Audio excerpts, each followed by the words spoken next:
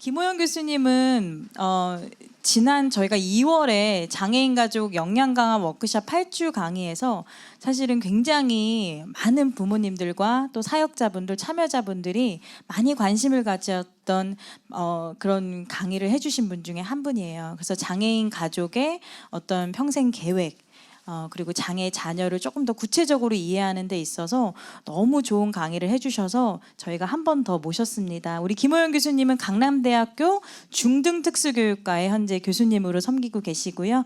네, 지금 한국에서 참여해 주셨습니다. 그러면 우리 김호영 교수님께서는 지금 줌에서 참석해 주셨는데 줌에서 강의 이어가도록 하겠습니다. 교수님 45분 부탁드리겠습니다. 저는 캘리포니아랑은 인연이 많습니다. 제가 석사 공부를 여기에서 했고요. 근데 박사는 제가 플로리다로 갔는데, 석사 공부를 하면서 그때도 이렇게 장애를 가지고 있는 부모님들을 만날 수 있는 그런 기회가 있어서, 이제 같이 얘기 나누면서 또 그 미국이 가지고 있는 장점들, 또 그렇지만 부모님들이 마음속으로 가지고 있는 약간의 어떤 소외감 이런 것들을 같이 경험할 수 있었는데 이제 모르겠습니다. 이제 이런 것들 때문에 조금 더 부모님들한테 조금 더 와닿지 않았나라는 생각이 들지만 아무튼 부족한 강의 좋게 봐주셔서 감사드리고 이제 오늘 강의를 통해서는 발달 장애인이 가장 아까도 이렇게 우리 그 선생님께서 말씀하셨는데 그 가장 어려운 게 사회성하고 또 의사소통 부분이잖아요. 이제 이러한 부분들은 어떤 식으로 우리가 지원을 해주는 것이 좋을지에 대한 좀 구체적인 이런 얘기들을 하기 위해서 오늘 이 자리에 함께 했습니다. 말씀드린 대로 여기 한국 시간은 지금 오전 6시가 채 안 됐습니다. 그래서 밖에는 지금 아시겠지만 저희 꼬꼬닭이 울고 있고요. 제가 약간 저희 집이 조금 외곽에 있거든요. 그러다 보니까 닭도 울고 딱따구리도 울고 이제 이렇습니다. 소리가 들어갈지 모르겠는데 혹시 소리가 들리면 여기 한국은 아직 새벽이구나 이렇게 생각해 주시면 감사하겠습니다. 네, 그러면 제가 준비한 강의 이어가도록 하겠습니다. 제가 저기 부모님들이 어떤 장애를 가지고 있는 아이들의 어떤 부모님들인지 명확하게 제가 잘 몰라서 그러긴 한데 이 사회성이라고 하는 부분은요, 그리고 의사소통이라고 하는 부분은 다양한 장애를 가지고 있는, 소위 그, 시각장애라든지, 아니면은 또 어떤, 아까 말씀하셨던, ADHD라든지, 이런, 뭐라 그럴까, 무슨 모든 장애 영역에 좀 걸쳐 있는 어려움인 것 같습니다. 그래서 어쩌면 다른 부분보다는 좀 더 이렇게 모든 장애하고 상관이 있기 때문에 제가 오늘 준비를 했고요. 그래서 이제 그러한 부분에서 어떤 어려운 점이 있어서 어떻게 지원하면 좋을지에 대해서 좀 초점을 맞춰가지고 강의를 진행할 생각입니다. 네, 그래서 이제 아까 말씀드린 의사소통 부분, 그 다음에 사회성 부분으로 초점을 맞추는데 혹시 기억이 나실지 모르겠는데 제가 강의했을 때 그 이제 존중한다라는 말에는 리스펙트라고 하는 해서 다시 본다라는 그런 의미가 들어가 있다. 기억나시죠? 근데 이제 우리 말에는 이제 우리가 한자어 베이스라서 한자어를 좀 얘기를 해보면 경청이라는 말을 한번 보자라고 지금 한번 해봤습니다. 근데 지금 보시면요. 여기에 그때는 리스펙트에서 다시 본다라는 거였는데 여기 보면은 되게 재밌습니다. 귀가 있는데 귀가 밑에는 왕이 있습니다. 그래서 이제 경청을 하려면 이 왕처럼 큰 귀, 정말로 다 들으려고 하는 이런 집중하는 귀가 필요하고요. 그 다음에 보면은 이게 이제 눈목자잖아요. 눈목자 위에 10개, 그러니까 10십자가 들어가 있습니다. 그래서 10개의 눈, 이걸 있어야 되고, 그 다음에 마음은 하나가 되려고 하는 노력. 야, 이게 진짜 이거구나라는 생각이 들 겁니다. 그래서 진짜로 잘 들으려면 내가 정말로 듣고 정말로 큰 귀를 가지고 있으면서 봐야 되고, 이렇게 들어야 되고, 그 다음에 열심히 이 사람이 어떤 표정을 짓는지도 봐야 되고, 그 다음에 마음으로 공감을 해야 되고, 이래야지만이 진짜로 경청하는 자세구나라는 생각을, 이렇게 이 한자어에도 이렇게 나와 있는 것 같습니다. 그래서 그런 마음을 우리가 사람과 사람 간에, 그리고 이제 그 사람과 사람 안에는 우리 정말로 그 의사소통에 어려움이 있는 그 장애를 가진 아이들, 또 이제 장애를 가지고 있는 아이들을 두어서 사람들하고 이렇게 다 이렇게 속내를 다 드러내기 어려운 이런 부모님이라고 한다면 이러한 부분들도 같이 한번 고민을 해봤으면 좋겠다. 이런 마음을 가지고 우리가 이렇게 같이 했으면 좋겠다라는 마음으로 제가 준비를 했고요. 이제 의사소통이니까 한번 이거의 어원을 한번 같이 한번 생각을 해보자라는 걸로 했는데 여기에서 이제 커뮤니스트라는 이 말이 어원이 된다라고 합니다. 이 말은 공통, 공유라는 뜻인데요. 이제 그래서 의사소통은 내가 일방적으로 이제 오늘 죄송합니다만 제가 이제 일방적으로 여러분들한테 말하고 있는데 이거는 사실은 커뮤니케이션이라고 말하기는 어렵습니다. 이렇게 이제 의사소통이라고 하는 거는 아까 듣는 것뿐만 아니라 보는 거 굉장히 중요하다고 했잖아요. 그래서 여러분들 많이 아실 겁니다. 메라이비언의 그 법칙을 보면은 이 이제 굉장히 비언어적인 이런 의미가 이렇게 굉장히 중요하다라는 겁니다. 그래서 말의 내용은 진짜로 이렇게 7% 정도밖에 되지 않고요. 이렇게 보면은 뭐 어투, 억양, 그 다음에 그 사람의 표정, 이러한 것들이, 발음, 이러한 것들이 오히려 거기에 들어가는 것 같습니다.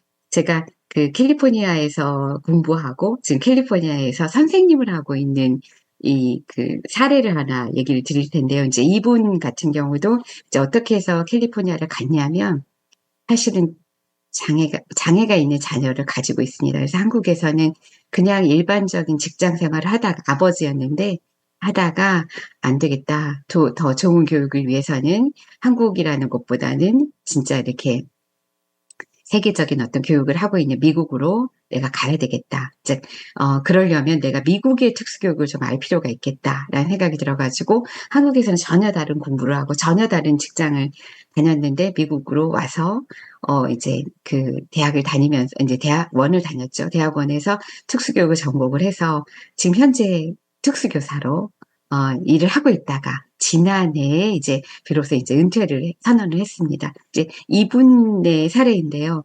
이분 같은 경우는 이제 그 미국에 가서 우리는 그렇게 배웠잖아요. 그 어른들을 만나면 이제 공경하는 의미에서 쳐다보지 말아야 되고 약간 눈을 내리깔고 아래를 보고 이런 거를 저희는 배웠잖아요. 이러다 보니까 미국의 교수님을 만났는데 그렇게 말을 한 거예요. 이제 이분은 저보다 이제 연배가 좀 더 있으셔가지고 저는 이제 그런 것도 좀 알고 갔기도 했고 또 이제 저희 부모님이 캐나다로 이민을 88년에 가셨기 때문에 이제 이런 걸 조금 이런 문화에 대해서 조금 더 이렇게 알고 있었다고 한다면 이분은 이제 막상 가시니까 이제 한국적인 문화를 갖고 가신 거죠. 그러다가 이제 어떤 얘기까지 들으셨냐면 눈을 쳐다보지 않는다라고 얘기를 하면서 거짓말을 하고 있는 것 같다라는 그런 얘기까지 들으셨어요. 이제 분명히 말의 그런 전달만을 우리는 생각을 하고 있었다고 한다면 거기는 진짜 이렇게 표정, 눈빛, 어투 이런 것들을 굉장히 다 이렇게 생각을 해야 되는데 이제 문화가 다르다라는 것 때문에 그런 고충을 얻게 된 것 같습니다. 아마 여러분들도 이제 이렇게 미국 생활을 오래 하신 분들 또 이제 어쩌면 장애 때문에 또 미국을 오는 걸 결정하신 분들도 분명히 계실 것 같고요. 또 이제 살다 보니 또 이제 거기에서 살고 있었는데 또 아이를 낳았는데 이렇게 장애를 가진 아이가 태어나기도 하고 이제 여러 가지 케이스가 있을 것 같습니다.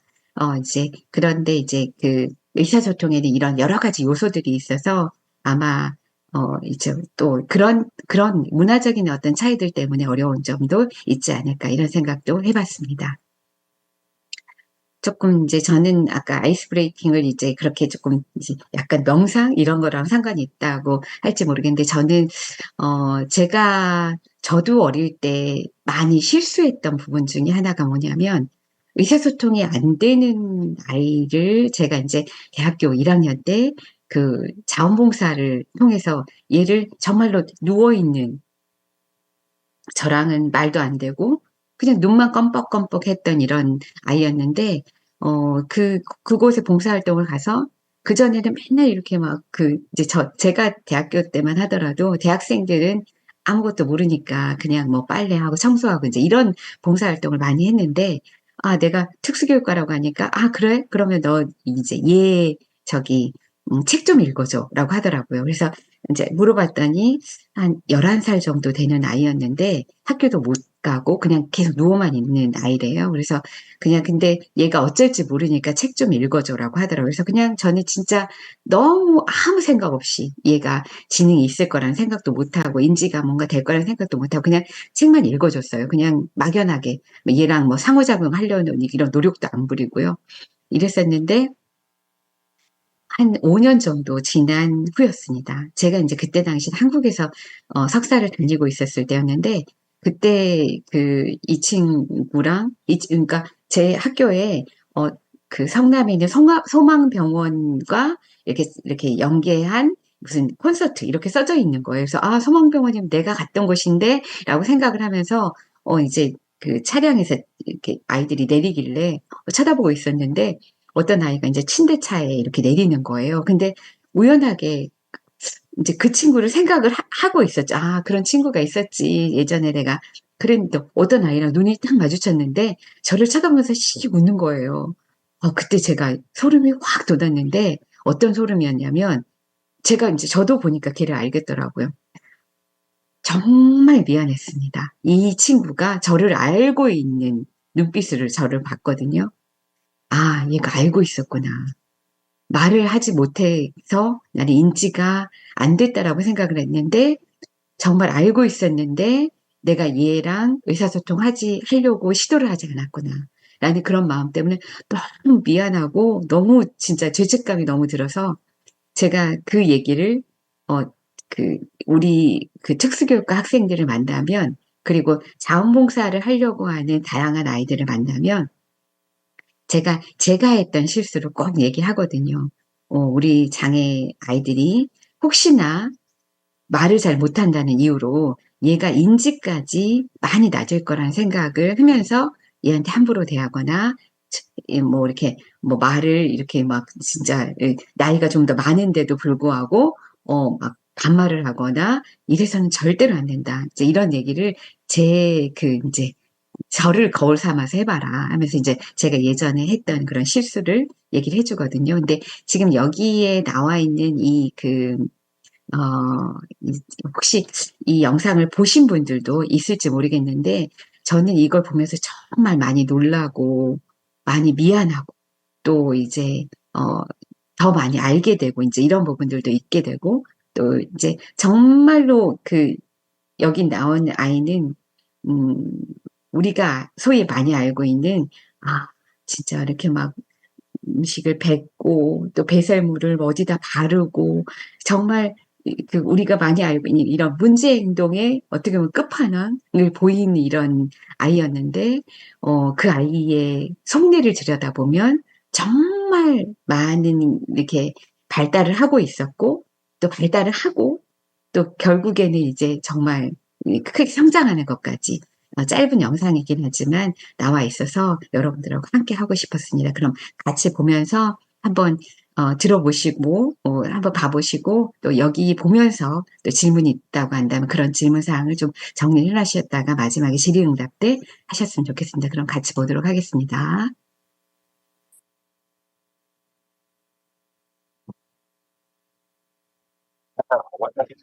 Remarkable couple, able to speak a word or connect to the world around.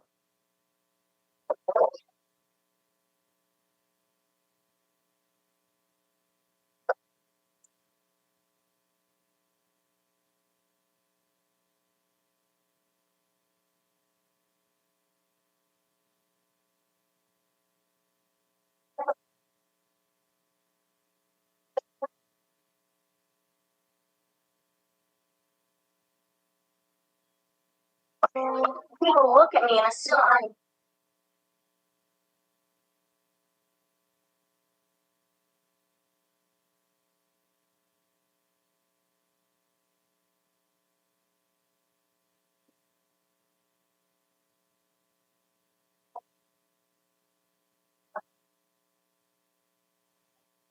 born in Toronto, Canada.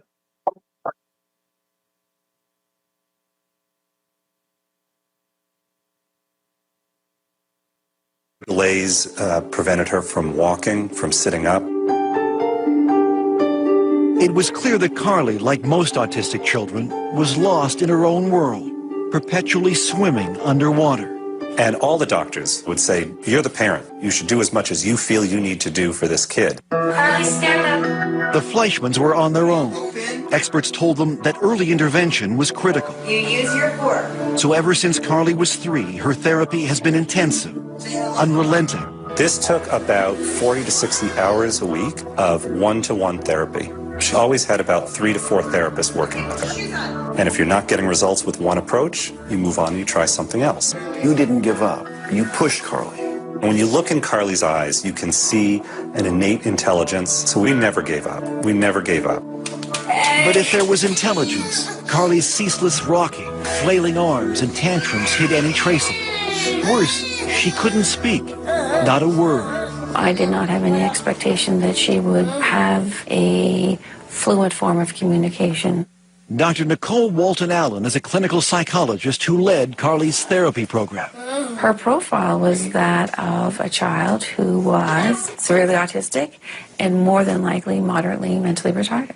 And did you ever think about institutionalizing her? We had friends saying, you know, you've been plugging away, spending thousands of dollars on therapy. You're not really seeing the progress. So, of course, you start thinking about, should she be in a group home? But you decided against it. I could never do it. Could never do it. How can you give up your kid? Despite thousands of hours of therapy over months and years, Carly's progress was excruciatingly slow. That is until one day 3 years ago when Carly was 11. She ran to a computer for the first time, and what happened next was a breakthrough so profound it would finally pierce Carly's silent, secret world. And she was quite distressed, and she starts to spell H-U-R, and it was like T, hurt. And then a little bit later on, she spells H-E-L, and we kind of pushed her to finish, and she puts P, so she spells help. Afterwards, she sort of got up, went behind the couch, and she threw up. What are you cheering? Barbara Fenton Nash is one of Carly's longtime therapists. So what did this tell you? It told us that there was a lot more going on there than we knew. And to us, that was a breakthrough moment because we hadn't specifically taught her the words. And at first, we didn't believe it. Knowing this child for 10 years and never seeing her write a thing, of course you're going to be skeptical. Everyone was, including her other therapists, who were now desperate to see proof. But Carly refused to type, exhibiting the same hysterical behavior that led experts to label her as mentally retarded. She would strip off her clothes. She would go into the bathroom and she would engage in fecal smearing. So the typing was great, but no one could see it. Here, show me. What was needed was some tough love. If Carly wanted something, she would have to type for it. First type, and then you get. Let's go. Oh, she had to work for it. If she wanted information, if she wanted to go somewhere, she had to type by herself. Finally, several months later, Carly began to type for others. She started to realize that by communicating, she had power over her environment. And what came through her finger, typing one letter at a time, with fluency no one could believe, was astonishing. I am autistic, but that's not who I am. Take time to know me before you judge me. I am cute, funny, and like to have fun. Through her torrent of words, Carly began to unravel the mysteries behind her often wild behavior. Like banging her head. Because if I don't, it feels like my body is going to explode. It's just like when you shake a can of Coke. If I could stop it, I would, but it's not like turning a switch off. I know what is right and wrong, but it's like I have a fight with my brain over it. Use your words. And Carly was not shy about expressing her desires and frustrations. I want to be able to go to school with normal kids, but not have them getting upset or scared if I hit a table or scream. I want something that will put out the fire. We were also horrified because for years we had spoken in front of her as if she wasn't there. Now, for the first time, Carly was able to have conversations with her parents. You think you can write back to Dad? I want to go on a snowmobile. Can we do it? Will you go on one? I think it would be fun. So here's your daughter, and finally you get to meet her. Mm-hmm. What was that like? Overwhelming? Overwhelming. I stopped looking at her as a disabled person. You promised. Did you lie to me? And started looking at her as a sort of sassy, mischievous teenage girl. I want people to know that no one is telling me what to say, and I don't have a hand up my butt like a puppet. Carly has been very clear that she sees herself as a normal child, locked in a body that does things that she has no control over. Side by side with her twin sister Taryn, it would be easy to dismiss Carly as intellectually challenged. That is, until you ask her a question. Carly, why do autistic kids cover their ears, flap their hands, hum, and rock?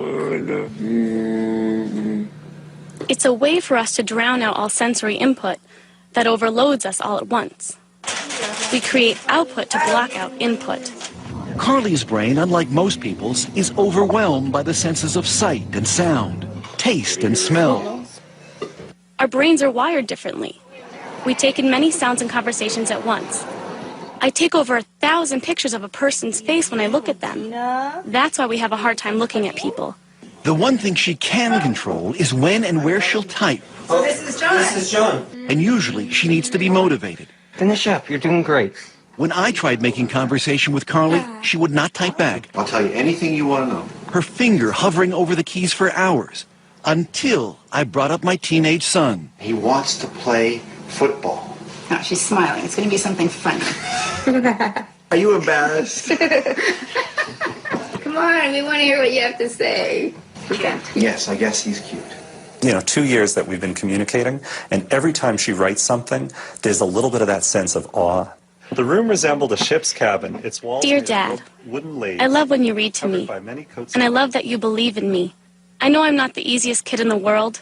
Give me a kiss. However, you are always there for me, holding my hand and picking me up. I love you. I'll go through many sleepless nights to hear that. I'll spend every penny we have to hear that. Was there one writing in particular that left a lump in your throat? In this writing where she says, "You've never been in my body. I wish for one day you could be in my body."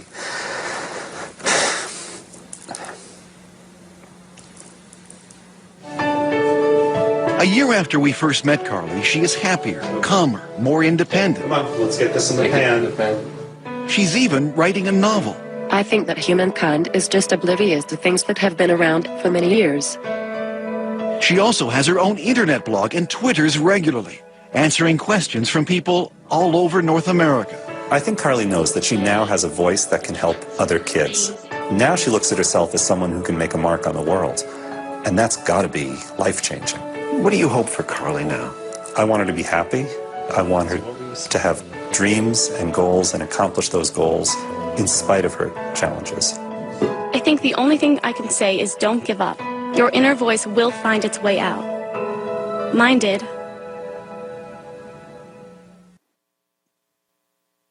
네.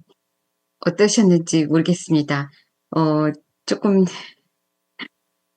벅차죠. 이거 보다 보면 그런 느낌 들으셨을 거예요. 아, 우리 아이가 지금 아직 어린데 이렇게 성장할 수도 있겠다라는 생각도 들으실 거고요.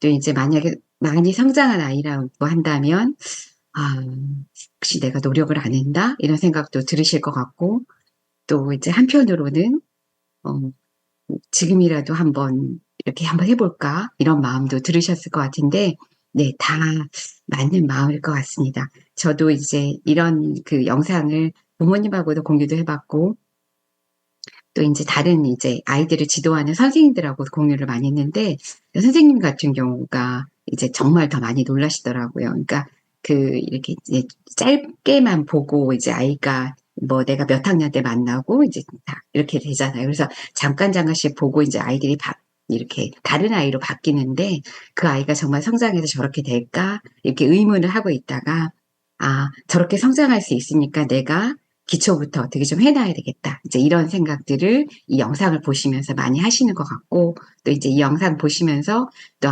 부모님들하고 이제 상담을 할 때, 아, 이렇게 클 수 있는 이런 가능성에 대한 것들도 꼭 열어놓고 상담을 하게 됐다. 이제 이런 얘기도 해주시더라고요. 그러면 제가 준비한 거 또 계속 보시면서 하도록 하겠습니다. 네, 이제 제가 이제 여러분들 막 질문이나 이런 것들을 막 계속 들으면서 수업을 하는데, 그게 없이 조용하게 계시니까 제가 혼자 하려니까 좀 그러고, 제가 이렇게 아침이라 지금 목소리가 잠겨가지고 어디 잘 전달이 될까? 이제 이것도 걱정입니다. 네, 중간중간에 또 어려운 거 있으시면 또 이렇게 채팅창 통해가지고 질문 올리셔도 되니까 그렇게 편안하게 해주셨으면 좋겠습니다. 네, 이제 의사소통에 대한 거, 이렇게, 좀 거창하게 나와 있지만, 일단은 권리부터 한번 얘기해 볼까요? UN 장애인 권리 협약에는 의사소통에 대해서 이렇게 얘기를 하고 있습니다. 이제 장애인이 선택할 수 있는 이런 수어, 점자, 확장적이고 대체적인, 그러니까 AAC라고 하는 거 있잖아요. AAC, 이런 걸 통해 가지고, 가능한 모든 접근 가능한 수단과 방식 이런 형식을 통해서 수용하고 이것을 촉진하도록 하는 것이 장애인이 가지고 있는 의사소통의 권리다라고 말씀드릴 수 있는데 참 이게 아까도 팬데믹 얘기를 자꾸만 하셨어요. 근데 제 주변에 너무 아쉽게도 팬데믹 그동안에 이 발달 장애를 가지고 있는 몇몇의 성인분들이 많이 좀 돌아가셨어요. 근데 이제 이유가 뭐냐라고 한다면 이제 진짜로 코로나에 걸려서 돌아가셨냐 이게 아니라 진짜 이렇게 한 20대, 30대에 있는 이런 청년들이 특별하게 지병이 없이도 이 데일리 루틴이 깨지면서 사람들하고 이제 의사소통할 수 있는 기회나 이런 것들도 많이 없어지고 자신의 마음을 다 드러내기가 어려운 이런 상황에서 우울증이 심해서 그런 거 아니냐 이제 이런 얘기들을 많이 이제 결론을 내려놨거든요. 근데 아까도 말씀하시는 거 보면 우울증의 이런 출현율이 굉장히 높을 거다라고 얘기를 하고 있는데 그럼 우울증이 왜 걸리냐라고 얘기를 들어보면 이제 아마 이런 것 같아요. 여러분들이 만약에 한번 상상을 한번 해볼까요? 아프리카 어느 나라에 이제 갔어요. 근데 이제 그 나라는 예를 들면 아프리카 이제 그 공식 언어라고 할 수 있는 스와힐리어를 쓴다고 한번 해봅시다.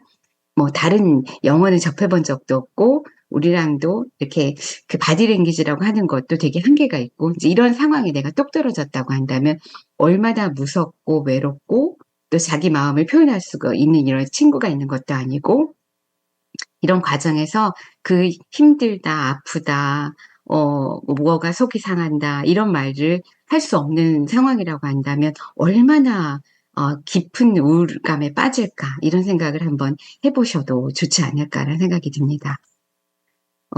이제 의사소통 권리가 보장된 사례를 보면은 그 이제 우리가 뭐 아메리카 뭐 탤런트 이런 거 있잖아요. 이제 이런 것처럼 그 영국에도 이제 이런 오디션 프로그램이 있는데 이 우승자가 어떤 사람이었냐면 이 사람은 이 로스트 보이스 가이라고 해가지고 본인이 말을 할 수는 없는데 AAC를 통해 가지고 아까 그 할리 같은 경우도 본인의 목소리가 아니잖아요. 근데 본인이 타이핑을 하면 이제 그걸로 이제 목소리가 이 AAC를 통해서 이제 목소리가 나오는 거잖아요. 이제 본인이 이게 타이핑을 해서 말은 그쪽으로 이제 기계를 통해서 하는 거였는데 목소리만 없지만 자기의 어떤 재미난 생각들이나 이런 것들을 그렇게 표현할 수 있는 이런 사례가 이걸로 우승을 했다고 하는 이런 결과도 있었습니다.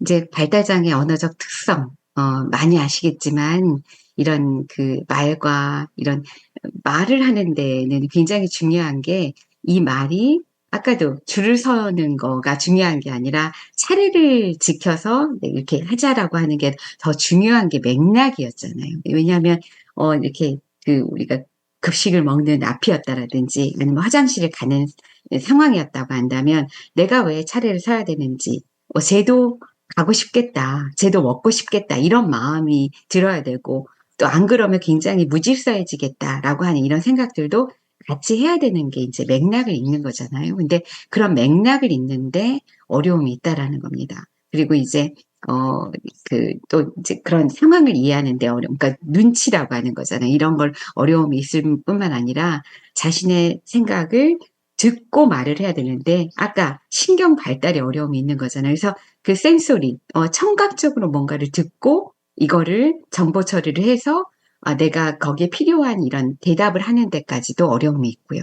그 다음에 이제 언어적으로는 보면은 내가 이렇게 단어의 어떤 발달이라든지 또 이렇게 문장의 발달 이런 순서에 있게 이제 해야 되는데 이제 그런 것에 대한 다양한 어려움 때문에 분명히 이제 이런 의사소통의 어려움이 있지 않을까라는 생각을 합니다. 여기서 이제 진짜로 중요한 것 중에 하나는 뭐냐면 그러면 어떻게 해야 될까라는 겁니다. 그래서 이제 아까 뭐를 하고 뭐를 해라라고 하면 이제 복문이 되는 거잖아요. 중문이 되고 복문이 되는 건데 가능하면 이렇게 단문으로 이렇게 얘기를 해주는데 이제 이렇게 우리가 언제 가면 좋을까라고 하는 것보다는 뭐 아침에 가면 좋을까 아니면 이렇게 밥 먹고 가면 좋을까라고 해서 조금 더 구체적으로 이렇게 얘기해 주는 거가 굉장히 중요하다라는 얘기를 하고요. 그 다음에 이제 또 중요한 거는 뭐냐면 우리는 이제 내가 굉장히 잘 설명했다라고 엄마들은 얘기하세요. 선생님들도 똑같습니다. 선생님들도 특수교육을 전공 안 하시고 통합교육을 하시거나 이런 분들도 되게 많으신데 그런 분들도 제가 이렇게 굉장히 구체적으로 낱낱이 이렇게 설명을 했는데도 불구하고 이해를 못해요 라고 하는 얘기를 하거든요. 근데 이제 그런 경우에 저는 이제 뭐라고 얘기하냐면 특히 발달장애 친구들은 청각적으로, 그러니까 사실 청각이라고 하는 거는 조금 더 상징적인 거거든요. 상징적이다라고 하는 거는 이게 이제 실체가 없는 거잖아요. 실체가 없는 걸 이해하는 거가 훨씬 더 어려울 수 있어요. 그러니까 조금 이거를 실체가 있게 해줘야 되거든요. 그 실체가 있게 해주려면 이거는 그림이나 실물이에요. 그래서 예를 들면 밥 먹으러 가자가 아니라 정말로 숟가락, 뭐 포크 이런 거를 보여주는 거죠. 그랬을 때, 숟가락 포크가 있으니까, 내가, 여길 가나 보다. 이게 그 다음 시간이 뭔가 먹는 건가 보다. 라고 이제 자연스럽게 연결되게. 화장실을 가고 싶다. 화장실 갈래? 라고 물어보는 것이 아니라 화장실 변기 그림을, 뭐 사진을 보여주면서 화장실 가고 싶은지 아니면 뭐 이렇게 야외 놀이를 하고 싶은지 이런 걸 보여주면서 얘가 어디에 눈동자가 가는지 어디에 손가락이 가는지 이런 거를 잘 보고 있다가 했을 때 훨씬 더 의사소통이 잘 된다는 거죠. 그래서 그런 식의 이런 표현들이 굉장히 중요하고요. 그 다음에 이제 이렇게 좀 가까워지는 이런 방법들을 이렇게 얘기를 해놨더라고요. 일단은 얘가 이럴 거다라고 넘겨주지 말라는 거예요. 그래서 얘가 뭘 쳐다보면 같이 쳐다봐주고 그런데 이제 물어봐 주는 거죠. 이걸 왜 창문을 쳐다보면 창문에 있는 창문 밖에 있는 새를 쳐다보고 있는지, 창 밖을 나가고 싶어서 쳐다보고 있는지, 이런 여러 가지 상황들이 발생할 수 있는 거잖아요. 이럴 때 이제 물어봐 주고, 이런 것들, 그 다음에 이제 그 시간을 충분히, 아까 제가 정보 처리하는데 시간이 걸린다라고 했거든요. 그래서 이제 그렇기 때문에 질문하고 답하는 것까지 분명히 시간이 걸릴 것이다. 라고 생각을 하고 이제 기다려주는 거, 쉽게 말하는 거, 이제 이런 것들. 그 다음에 이제 말하는 방식이나 이러한 것들은 분명히 다를 수 있다라고 하는 거, 이런 것들이 이제 기본 전제가 돼야 된다라고 얘기를 하고 있습니다. 네. 시간이 또 하다 보니까 많지가 않아가지고 그러는데 이제 또 한 가지. 또 중요한 거는 뭐냐면 왜 우리 그 자폐성장의 친구들은 눈 맞춤이 안 될까? 이제 이런 고민들을 많이 하시잖아요. 그래서 아까 이제 왜 얼굴 쳐다보면서 얘기하고 이런 게 왜 안 될까? 그러면 칼리가 뭐라고 얘기했냐면 얼굴에는 여러 가지 표정이 있을 수 있어서 그거를 처리하는 게 어렵다라고 얘기를 하거든요. 근데 얼굴 보세요. 얼굴에는 뭐 눈썹도 있고 눈도 있고 코도 있고 입도 있고 뭐 인중도 있고 볼도 있고 귀도 있고 막 굉장히 많은 정보를 가지고 있어요. 얼굴 안에. 그리고 얘가 막 계속 움직인다는 거죠. 뭐 이빨도 보였다가 뭐 이렇게 보조개도 펴었다가 머리도 막 이렇게 위로 올라갔다가 막 눈썹도 위에 치켜떴다가 내려갔다가 이제 이러면 여기 안에서 나오는 정보의 양만 해도 무수히 많거든요. 그러니까 아이들은 얼굴을 안 보려고 해요. 어디를 볼까요? 만약에 내가 핀을 찌르고 있다면 핀을 쳐다본다거나 아니면은 뭐 이렇게 여기 그 목걸이를 쳐다본다거나 이거는 사실 고정되어 있잖아요. 그래서 그거를 쳐다보려고 하는 것들이 좀 더 크고요. 그 다음에 또 이제 흘끔흘끔 본다라고 그런 얘기도 많이 하거든요. 흘끔흘끔 본다. 자폐성 장애는요. 중심시력이라고 하니까 중심시력은 이렇게 말 그대로 이렇게 자기 앞에 내가 앞에 있는 이런 시력을 보는 거를 중심 시력이라고 하는데 중심 시력을 쳐다보려고 하는 것보다는 주변 시력을 더 많이 쓴대요. 그러니까 뭐냐면 얘는 분명히 안 보고 있는 것 같은데도 보는 거예요. 이렇게 흘끔흘끔 옆으로 이렇게 이 주변을 이렇게 보면서 보는 거. 예전에 제가 이제 20대일 때 어떤 아이들을 지도를 했냐면 진짜 발달장애 아주 어린 영유아들을 지도를 했었는데 그때도 보면 이제 소위 다운증후군 아이도 있었고 다른 지적장애 아이도 있었고 자폐성 장애 아이도 있었고 이랬는데 다른 친구들은 지난 시간에 했던 걸 많이 까먹는데요. 계속 이렇게 뱅글뱅글 돌면서 나한테는 신경 하나도 안 써줬을 것 같은 이런 자폐성 장애 아이는 그 다음 시간에 뭔가 하라고 그러면 내가 했던 대로 모델링 한 대로 이제 이렇게 다시 하는 이런 경우들을 보면서 제가 그때 궁금해서 책도 많이 찾아보고 이랬었거든요. 그랬더니 그때 나온 것들이 이런 이 주변 시력에 대한 얘기들이 굉장히 많이 나와 있었어요. 그래서 제가 또 찾아보니까 진짜 이제 결론을 내린 거죠. 중심 시력, 그러니까 가운데를 쳐다보려고 하는 눈 맞춤을 하려고 하는 것에 너무 그렇게 목숨 걸지 말아라 라고 하는 거. 그리고 이렇게 주변에 흘끔흘끔 쳐다보는 걸 통해서 정보 처리를 하고 있는 이런 과정이니까 그것 자체를 굉장히 중요하게 생각해라 라고 말씀드리고 싶어요. 그 다음에 이제, 아까 제가 시각적인 이런 의사소통을 좀 더 잘한다 라고 했잖아요. 그게 더 구체적이기 때문에 잘할 수도 있어요. 그래서 구체적인 비디오라든지 이 그림이라든지 이런 걸 통해서 얘기를 해라 라고 하는 거 말씀드릴 수 있겠고요. 그 다음에 또 중요한 거 중에 하나는 뭐냐면, 이제 이런 거죠. 우리가 많이 쓰는 거, 등잔 밑이 어두웠구나, 라고 한다거나, 예를 들면, 이제 이런 속담이라든지 이런 것들은 참 이해하기 어려워하는 거. 그래서 좀 이렇게, 뭘 의인화한다든지, 아니면 은유적으로 얘기한다든지, 좀 더 이렇게, 그런 표현들 많이 있잖아요. 그런 표현들이 사회적으로 굉장히 합의를 이루고 있는데도 불구하고 우리 발달장애를 가지고 있는 친구들은 이런 것들을 이해하는데 굉장히 어려웠다라는 거죠. 그리고 이제 예를 들면 복도 이제 뛰지 마, 미끄러워라고 이렇게 하는 것보다는 오히려 뭐 하지 말라고 하는 것보다는 오히려 구체적으로 걷는 게 좋겠어. 조용히 걸어가자라고 했을 때 훨씬 더 이해하기가 더 빠르다라는 거죠. 그리고 그런 거 할 때는 그냥 말로만 하는 것이 아니라 진짜 조용히 걸어가는 그런 사진이라거나 아니면 그런 영상물이라거나 이러한 것들을 오히려 보여줬을 때 나는 이럴 때 이렇게 내가 막 시끄럽게 하면은 아니면 막 뛰어가다 보면 꽈당해서 넘어져가지고 내가 다칠 수 있는 이런 그림이나 이런 영상물들을 보잖아요. 이러면 이제 이걸로 학습이 되는 거죠. 그래서 이렇게 말로만 하는 것보다 이런 것들을 이렇게 같이 해서 하는 것이 좋겠다라고 하는 거를 얘기할 수 있습니다. 네. 이제 그 다음에 짧지만 사회성에 대한 얘기를 하겠습니다. 사회성은 이제 우리가 6차, 이렇게, 4차, 계속 이제 그 역량에 대한 얘기가 나옵니다. 그래서, 이제 지금 4차 산업혁명 시대 이런 얘기 하잖아요. 이런 지금 시대에는 굉장히 중요한 인재상 중에는 이 사회성이라는 부분들 굉장히 많이 얘기 나누고 있습니다. 그래서 혼자만 잘하는 것이 아니라 같이 생각을 나누고 또 이렇게 대인관계를 잘 유지하고 이런 것들을 굉장히 중요하게 생각하는데 그런데 우리 장애 아이들은 이제 이런 게 어렵다라는 거죠. 그러면 사회성이라는 게 뭔가라고 한다면 말 그대로 아까 대인관계, 잘 어울리는 능력, 그리고 이제 감정을 조절하는 거, 또 이렇게 이제 이렇게 긍정적인 태도를 갖추는 거 이제 이러한 것들을 우리가 사회성이다라고 얘기를 합니다. 그러면 사회성이라는 게 왜 결여가 될까? 왜 어려움이 있을까라는 걸 보면은 아무래도 사회적인 상호작용을 아까 이제 교회를 다니셨던 분들도 또 우리 장애를 가지고 있는 게 있으면 안 다니게 되고 이제 이러다 보면 어떻게 보면 만나는 사람들의 바운더리가 굉장히 좁아질 수 있는 거죠. 그러다 보면 이제 과보하게 되고 너무 이렇게 이제 그 연령대에 맞는 아이들을 만날 수 있는 기회는 더 줄어들게 되고 이제 이런 거.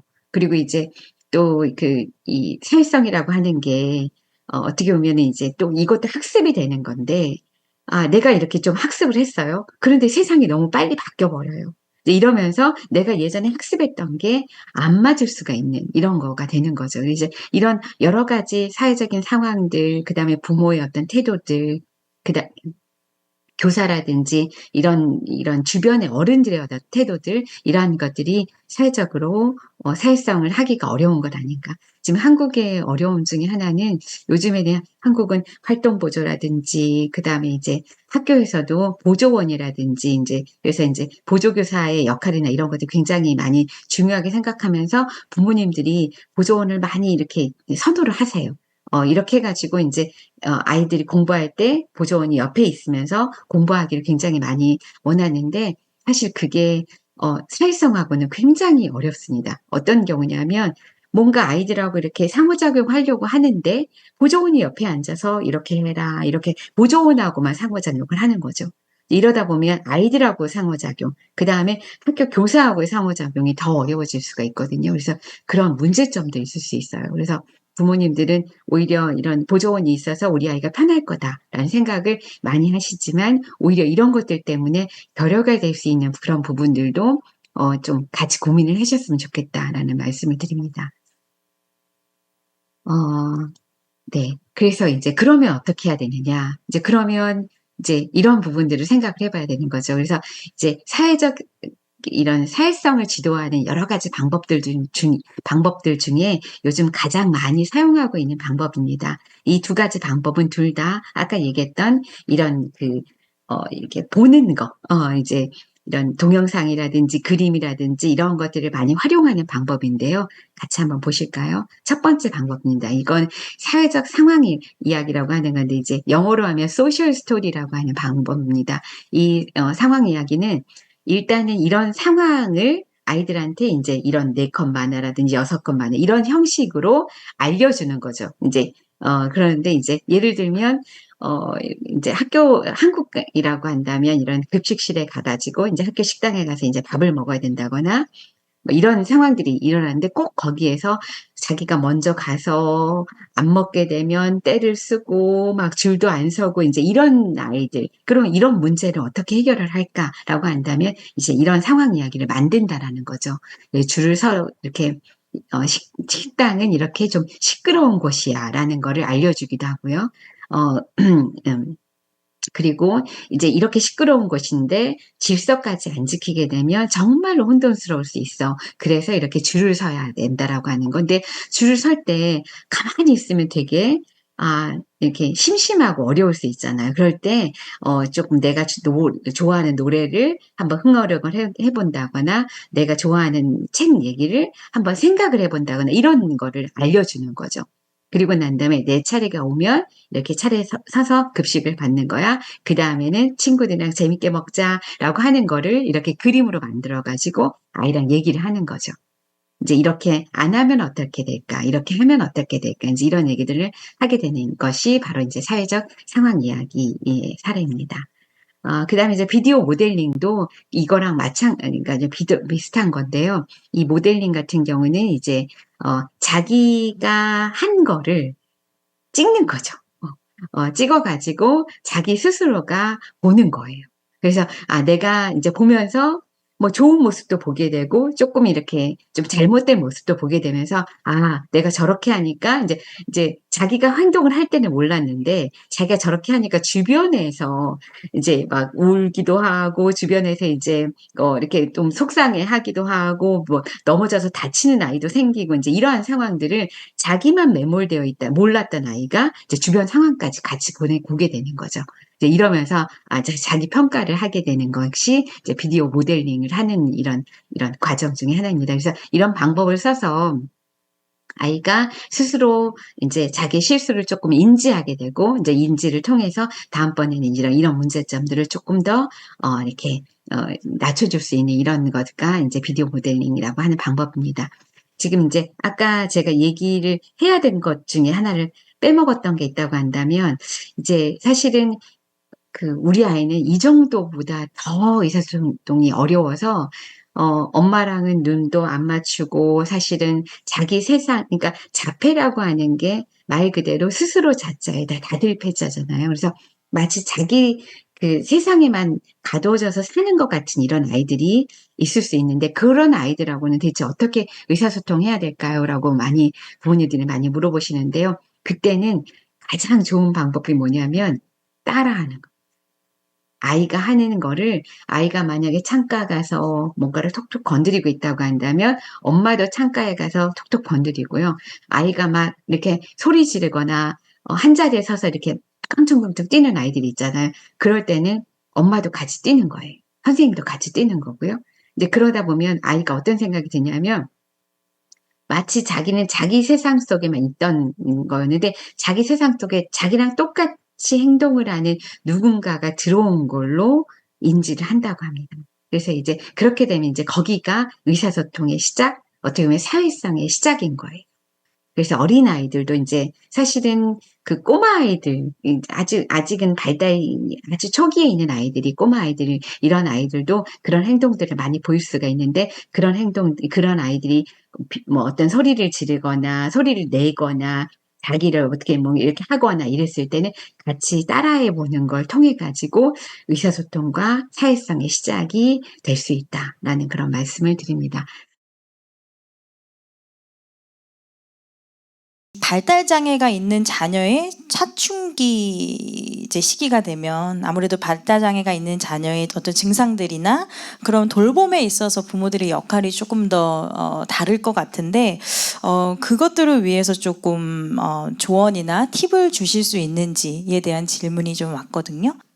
사실 이제 사춘기가 되면 여러 가지 문제들이 발생할 수도 있죠. 이제 여자아이 같으면 이제 생리가 시작을 한다거나, 이제 남자아이들 같으면 이제 조금 뭐 자위라든지 이런 그런 행동들, 이런 성적인 이런 문제들, 이런 것들도 발생할 수 있고, 그 다음에 이제 일반적으로 이제 사춘기는 그 생활 연령상, 사실은 뭐 우리 말로는 뭐 질풍노도의 시기다. 굉장히 감정적으로도 굉장히 기복이 많은 이런 호르몬의 변화 이런 것들 때문에 이런 그 어려운 점이 있는데 이제 이런 것들이 복합적으로 우리 이제 발달장애 친구들은 같이 오는 거죠.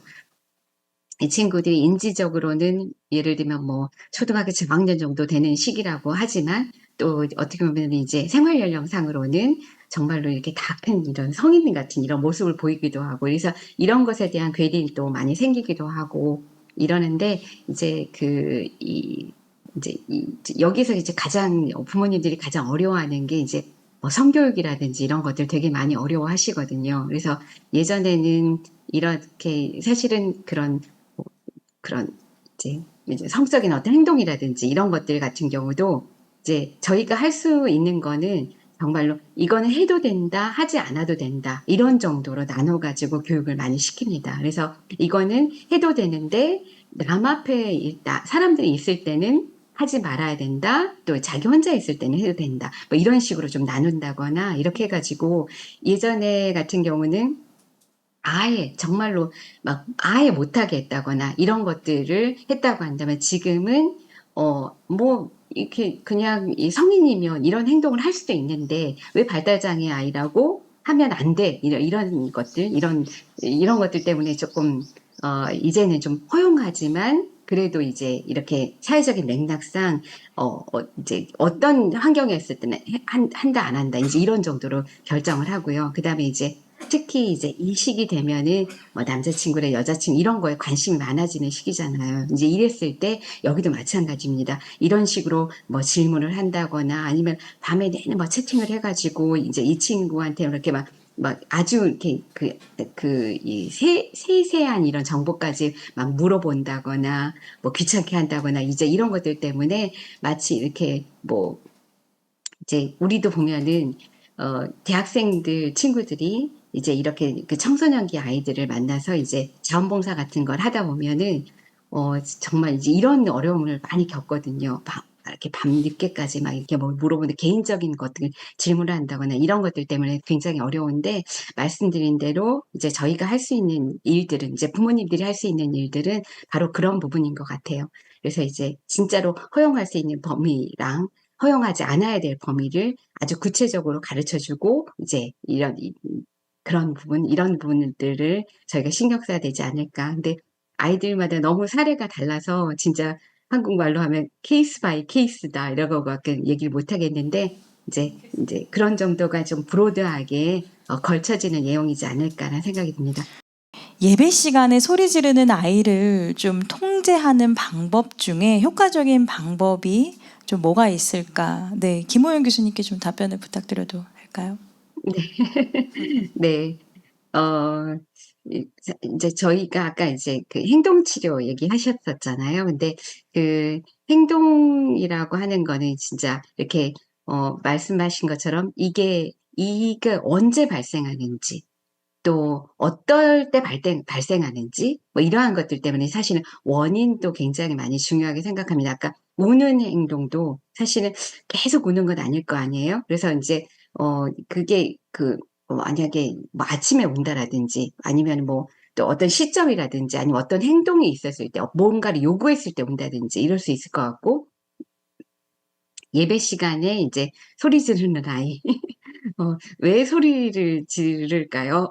근데 이제 왜 소리를 지르는 거를 이제 물어보면 여기 예배 시간인데 조용히 해야 되는 거를 모를 수도 있겠고요. 그다음에 이제 예를 들면 뭔가를 하라고 하는데 이거를 이제 과제를 어떻게 보면 회피하기 위해서 뭔가 돌아다니면서 이렇게 할 수도 있겠고요. 이제 이런 여러 가지 이유가 있을 수 있고요. 그다음에 이제 만약에 예배 시간에 이제 이렇게 하지 않으려면 또 어떻게 해야 될지 이런 것들, 그러니까 굉장히 복합적인 이런 문제들은 가지고 있어요. 그러면 이제 그러면 예배라고 하는 것 자체가 굉장히 조용히 오랫동안 이렇게 어떻게 보면 한 장소에서 머물러 있어야 되는 거잖아요. 근데 그러한 게 이 연령대, 진짜 이 인지적인 이런 아이한테는 적합한 행동인가, 이제 이런 것들도 같이 한번 생각을 해보시면 좋을 것 같아요. 이제 이렇다고 한다면, 근데 진짜로 조용히 앉아있는 거가 목표 행동인가라고 한다면, 조용히 앉아있을 수 있는 이런